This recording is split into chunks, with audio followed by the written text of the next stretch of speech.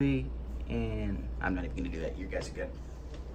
All right, this evening, Sean Payton and Mickey Loomis open training camp with what's become the traditional pre-training camp press conference. They're going to be asked a lot this evening about Michael Thomas. Are you a little surprised that Michael Thomas is not reported, that he will not be joining his team on day one? I'm surprised the Saints didn't get anything done prior to the start of training camp, and I think everybody had the expectation that Michael Thomas was going to have a deal done before going into camp, and you wanted to get that kind of ahead of that before his contract ended the following season, and then you're worried about trying to pay him, and then the 2017 class. So there was a lot of just kind of wiggling in terms of the salary cap of signing Michael Thomas, getting that big contract out of the way, then worrying about everything else. But I thought the Saints were going to get this in the bag way before before they were all going to report and start training camp, but that's not the case. Right, they got Cam Jordan done, Yeah. and I thought it would get done. Look, we don't know anything about how close this thing is or might be. I still get the feeling this thing's not going to drag out, that the Saints and Mike Thomas are both motivated. Just to give you the details of how it works, Mike Thomas was drafted 3 years ago, so you sign a 4-year contract.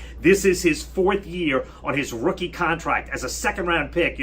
He's making over $1 million. It's hard to tell normal people like us that $1 million isn't a lot, but by NFL standards, it's not. In fact, he's the 3rd highest paid wide receiver on the Saints roster after Ted Ginn and Cam Meredith, and he's obviously been the most productive season last year in Saints history.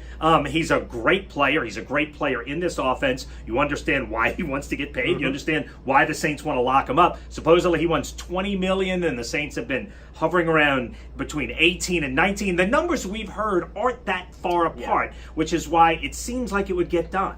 Yeah, and I am surprised that we haven't seen anything done. And if it's only down to like a couple million in between, maybe the Saints want to give him $18 million, and he's looking anywhere between $20 and $22 million. Remember, no other wide receiver is being paid $20 million a year. Right. So he would be the first wide receiver to hit that $20 million threshold. You would figure, okay, well, they can kind of close the gap between if it's a $2 to $4 million difference.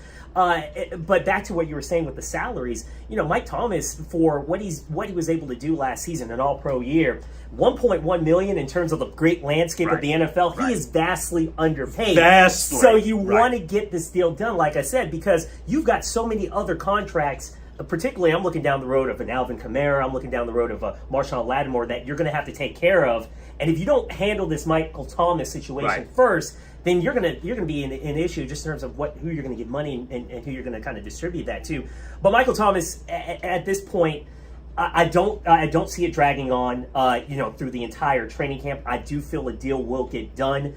But you have to take that business decision in effect. If you want to kind of force your hand and say, hey, you don't want to give me that money and maybe this is my last negotiating tool to do it, I'm all for it. Go ahead and get your money. And I understand that.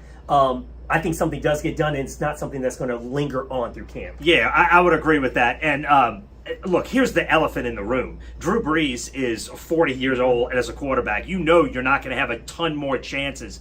You want to get this done, not be a distraction, have all your ducks in a row, and make this the full-scale run. This is a deep and talented roster. The one thing you don't want is for this to become some kind of problem. Again, I don't think it will be.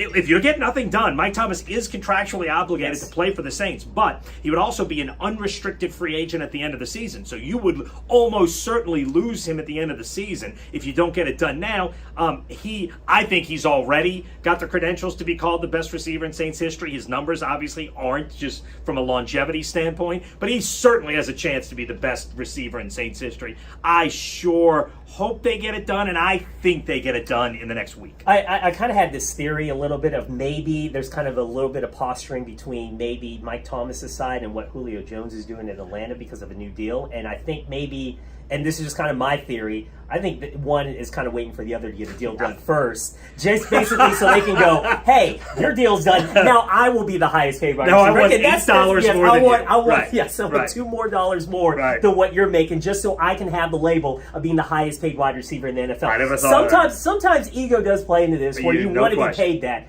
But again, I don't see Michael Thomas as a guy who would prolong something like this. And I know I had some friends kind of reach out going, man, if this prolongs and goes longer than whatever, Sean Payton wouldn't have blink an eye and maybe just trade him and try to get assets out of this. I don't think it's going to get down to that. I think a deal does get done, and then we'll see Michael Thomas distraction free, and then we move on for this. But hey, why not have a little drama going in the first day of training camp for the No Saints? question. Yeah. Press conference starts at 5:15. We'll have full reports on all of it at 5, 6, and 10 on all our social media platforms. We'll see you then.